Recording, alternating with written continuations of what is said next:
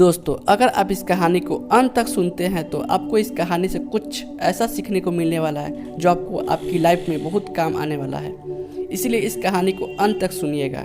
दोस्तों, आज आपके पास जो कुछ भी है वो इसीलिए नहीं है कि आपकी किस्मत में इतना ही लिखा था या फिर आपकी किस्मत ही खराब है, बल्कि वो इसलिए क्योंकि आप इतना ही डिजर्व करते हैं। दोस्तों, यह प्रकृति बड़ी ही न्याय प्रिय है।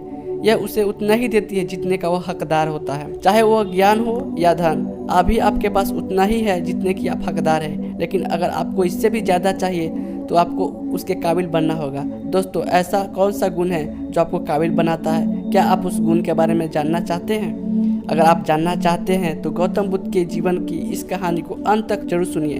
दोस्तों, इस कहानी को सिर्फ सुनिए मत, बल्कि इस कहानी को अपने भीतर उतर जाने दीजिए। तो बिना समय को गवाए चलिए कहानी को शुरुआत करते हैं। दोस्तों, एक बार गौतम बुद्ध को एक सभा में भाषण करना था और जब सभा का समय हुआ तब बुद्ध वहां आए और बिना कुछ बोले ही वहां से चले गए।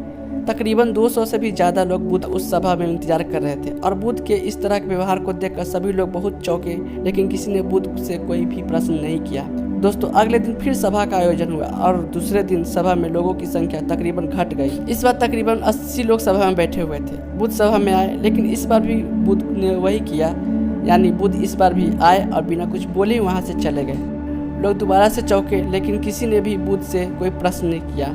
अगले दिन सभा का आयोजन फिर से किया, लेकिन इस बार सभा में लोगों की संख्या और घट गई। इस बार सभा में केवल 50 लोग ही आए थे। बुद्ध सभा में फिर आए और उन्हें इधर उधर देखा, बिना कुछ बोले ही सभा से चले गए। उसके बाद कुछ लोग क्रोधित भी हुए क्योंकि लोगों ने अपना काम छोड़ छाड़ कर आए हुए थे, लेकिन किसी ने बुद्ध से कोई प्रश्न नहीं किया।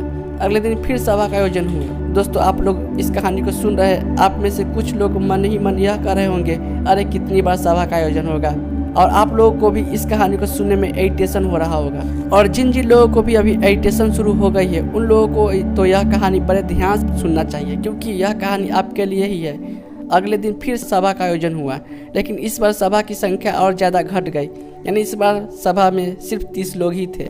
फिर उसके बाद बुद्ध सभा में आए, मुस्कुराए, फिर से बुद्ध ने वही किया, यानी बिना कुछ बोले ही वहां से चले गए। इस बार लोगों ने पीछे से कुछ कहा और बड़बड़ाए भी, लेकिन बुद्ध ने उनके किसी भी प्रश्न का उत्तर नहीं दिया। दोस्तों, अगले दिन फिर सभा का आयोजन हुआ और इस बार लोगों की संख्या बहुत ज्यादा घट गई थी, यानी इस बार सभा में कुल मिलाकर 15 लोग ही आए हुए थे। इस बार भी बुद्ध सभा में आए, लेकिन इस बार बुद्ध अपना आसन ग्रहण कर लेते। फिर बुद्ध बोले और बुद्ध ने उन 15 लोगों को उपदेश दिया और वे 15 लोग ही बुद्ध के बिच्छू बन गए और आगे चलकर उन 15 लोगों ने ही बुद्ध के ज्ञान को अलग अलग दिशाओं में फैला दिया। फिर एक दिन बुद्ध से किसी ने पूछा कि बुद्ध, आप कई दिनों तक बिना बोले ही सभा से क्यों चले जाते थे? फिर बुद्ध कहते हैं कि मैं उन लोगों को खोज रहा था जो लायक थे, यानी कि पहले दिन 100 से भी ज्यादा लोग आए हुए थे। उसमें से ज्यादातर लोग सिर्फ आए हुए थे, उन्हें मेरे उपदेश से कोई भी मतलब नहीं था। और उसमें से ज्यादातर लोग सिर्फ देखने और सुनने आए हुए थे कि सभा में क्या होता है। वे मेरे काम के लोग नहीं थे, क्योंकि वे लोग मेरे ज्ञान को औरों तक नहीं पहुंचा सकते थे। मुझे उन लोगों की खोज थी जो मेरे ज्ञान को जन जन तक पहुंचा सके। कई दिनों तक सभा से बिना बोले ही मैं इसलिए चला गया क्योंकि मैं यह देखना चाहता था कि वे कौन लोग हैं जिनके भीतर वास्तव में प्यास है। जिन लोगों के भीतर में वास्तव में प्यास थी वे लोग अंत तक जरूर रुके, और जो लोग बस ऐसे ही आ गए थे वे लोग पहले या दूसरे दिन ही चले गए।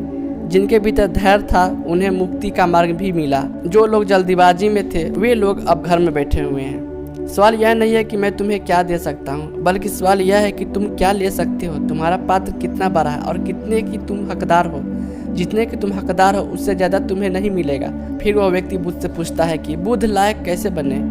फिर बुद्ध कहते हैं कि धैर्य के द्वारा। जिस व्यक्ति के अंदर धैर्य है वह अपने जीवन में कुछ भी पा सकता है। सभा में जितने भी लोग आए हुए थे उसमें से अंत तक वही रुके जिनके अंदर धैर्य था। चाहे तुम्हारे जीवन में तुम्हारा लक्ष्य जो कुछ भी हो, लेकिन तुम बिना धैर्य के सफलता के चरम तक नहीं पहुंच सकते। फिर वह व्यक्ति बुद्ध से पूछता है कि कोई व्यक्ति अपने भीतर के धैर्य को कैसे बढ़ाए? बुद्ध कहते हैं कि निरंतर अभ्यास के द्वारा हम अपने भीतर धैर्य को बढ़ा सकते हैं। जैसे कोई व्यक्ति ध्यान करना शुरू कर देता है तो उसका मन उसके सामने कई सारे अड़चने लाता है, लेकिन उसका धैर्य उसे एक दिन उसके लक्ष्य तक जरूर पहुंचा देता है। फिर वह व्यक्ति बुद्ध से कहता है कि मैं समझ गया बुद्ध, समझ गया, यानी मुझे धैर्य के साथ निरंतर अभ्यास करने की आवश्यकता है।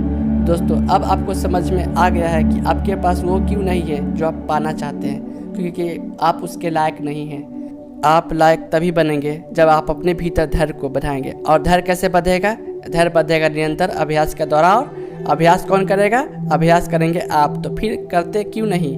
दोस्तों, खुद से ईमानदारी के साथ एक प्रश्न पूछिए कि जो आप भविष्य में बनना चाहते हैं उसके लिए क्या आप अपने धैर्य के साथ काम कर रहे हैं? दोस्तों, अगर उसका उत्तर नहीं है तो अपनी सफलता के लिए जिम्मेदार आप खुद होंगे। दोस्तों, आज की यह गौतम बुद्ध की शिक्षाप्रद कहानी आपको पसंद आई होगी तो नीचे कमेंट बॉक्स में यस जरूर लिखिए और उसके साथ ही इस कहानी को अपने दोस्तों के साथ शेयर करना ना भूलें।